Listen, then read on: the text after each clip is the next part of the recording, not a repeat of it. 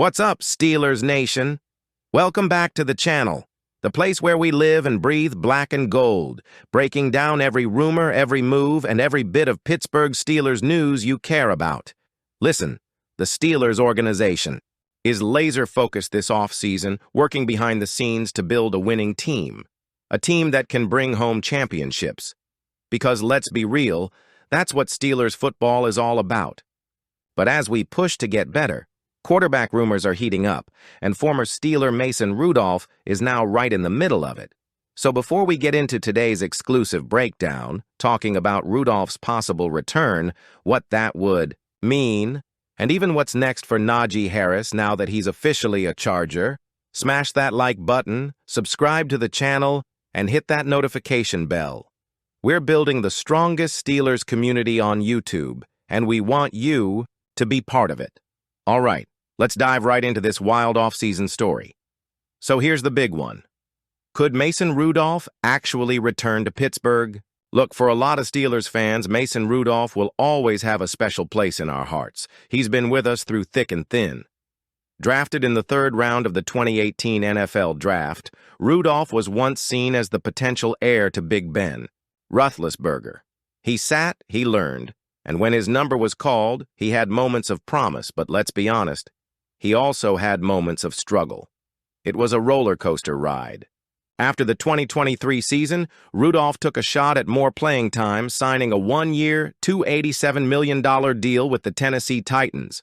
But guess what? It didn't quite work out.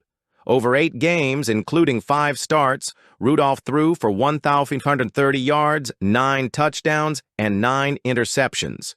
There were flashes, but overall he didn't secure that starting role he was hoping for.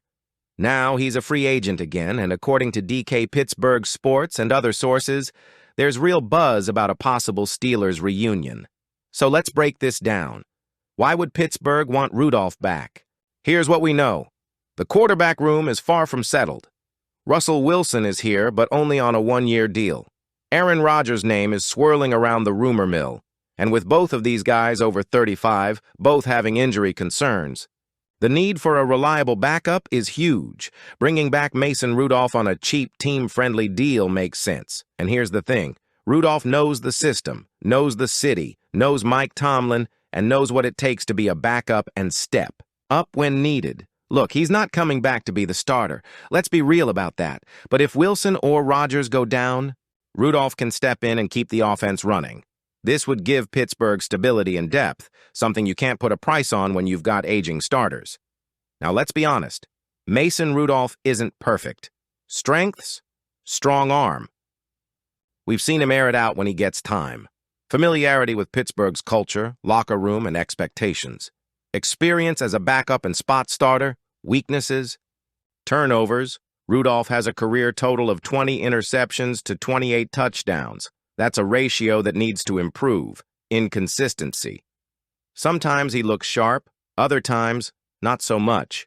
But as a backup, he fits the role, especially behind a guy like Wilson or Rodgers. Rudolph can offer veteran leadership, help mentor younger guys, and keep the team competitive if something happens to the starter. All right, shifting gears a little, let's talk Najee Harris because this is big too. After 4 strong seasons in Pittsburgh, where he never missed a game, rushed for over 1,000 yards every year, and was a rock for our offense, Harris is moving on. In 2025, Harris will suit up for the Los Angeles Chargers, signing a one-year, $925 million deal. What does this mean for Najee? Well, let's take a look. The Chargers are a run-heavy team under Jim Harbaugh, who loves to pound the rock. Last year, they ran the ball 44.91% of the time, and with Najee as the new workhorse, expect that number to stay high. With J.K. Dobbins and Gus Edwards both gone, Najee is the guy. No committee, no sharing. For fantasy football fans out there, and especially in dynasty leagues, Harris is looking like a solid RB2 option, maybe even higher if he stays healthy and scores touchdowns, but, and this is a big but, it's only a one-year deal. So for Dynasty, think short-term value. He's not a long-term asset right now because he could easily be a free agent again in 2026. So now the question becomes, what about Pittsburgh's running game? Jaylen Warren. It's his show now. He's been incredible as a receiving back, and now he'll get a chance to be the lead guy. But do we draft another back? Do we bring in a veteran free agent to pair with Warren? These are questions the front office needs to answer fast if we're going to have a balanced offense in 2025. And losing Najee, a leader in that locker room, is going to be felt on and off the field. Okay, here's what we're hearing. Straight from the latest reports by Jerry Dulac of the Pittsburgh Post-Gazette, Russell Wilson could still be returning to the Steelers, depending on how things go with the ongoing Aaron Rodgers negotiations. Now, I know a lot of you have been asking, are the Steelers really going after Rodgers? The answer is, absolutely. The front office has been actively pursuing Rodgers over the past week. But here's the thing, the market for Rodgers is moving slowly. And guess what? The New York Giants and Minnesota Vikings are in the mix too, so it's not as easy as just go get him. There are other suitors, and Rodgers is taking his time figuring out where he wants to play. So what does that mean for Russell Wilson? It means the door is still open. If Pittsburgh can't close the deal with Rodgers, Wilson could return as the starter for 2025, something that might surprise some people, but makes sense when you look at the whole picture. Let's talk about why this would make sense for both sides. First of all, Russell Wilson is familiar with the system now. He spent last season with Pittsburgh, and despite all the ups and downs, he did a pretty solid job managing the offense. Let's look at the numbers. 63.7% completion percentage, Taco 482. Yards 16 touchdowns to only 5 interceptions plus, 43 carries for 155 yards and 2 rushing touchdowns.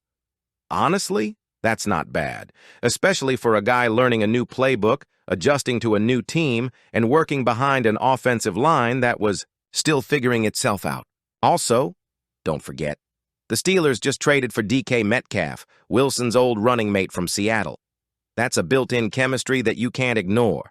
So reuniting Wilson and Metcalf in Pittsburgh, that could be huge. Plus, when you think about it, if Rodgers doesn't work out, if Mason Rudolph doesn't come back, if they don't land a QB in the draft, then keeping Wilson on a manageable deal might be the smartest play. All right, now let's talk about the big fish, Aaron Rodgers. The Steelers are still fully engaged in talks to bring Rodgers to Pittsburgh, but like I said earlier, it's complicated. Here's why. The Giants and Vikings are pushing hard to get him too. Rodgers is taking his time to weigh his options. He's not going to rush this decision, and let's be honest, there are serious concerns about his age and injuries. But Pittsburgh wants to win now, and Rodgers could give them that window, even if it's only a 1 or 2 year run. Imagine Rodgers throwing to DK Metcalf, George Pickens, and Pat Freiermuth. Imagine Rodgers handing off to Jaylen Warren and managing this offense. Yeah, that's a Super Bowl caliber lineup if Rodgers can stay healthy. But if those talks fall apart, well, that's where Wilson slides right back into the conversation. Now, for those wondering if Wilson would even want to stay in Pittsburgh, let's talk about his other options.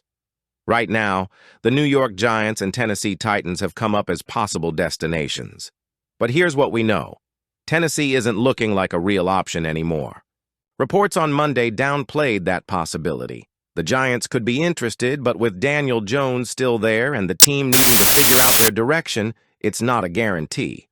So when you really break it down, Pittsburgh might be the best fit for Wilson, especially since he's already here, knows the locker room, and now has DK Metcalf in town. And let's not forget, Wilson is still trying to prove he can win again. Pittsburgh gives him a shot to be relevant, to compete, and maybe even to redeem his career after how things ended in Denver. Quick refresher on Russell Wilson's career. Drafted by Seattle in 2012, third-round pick. Absolute steal. Won a Super Bowl with the Seahawks, became a perennial Pro Bowler. Signed a $140 million extension with Seattle. Traded to Denver in 2022, massive blockbuster deal. Signed another extension with the Broncos, $245 million, $165 million guaranteed. Then, Cut by Denver, and they ate $85 million dead cap, the largest in NFL history. Landed in Pittsburgh on a one-year veteran minimum deal. And now, his future is up in the air. All right, Steelers Nation, now it's your turn.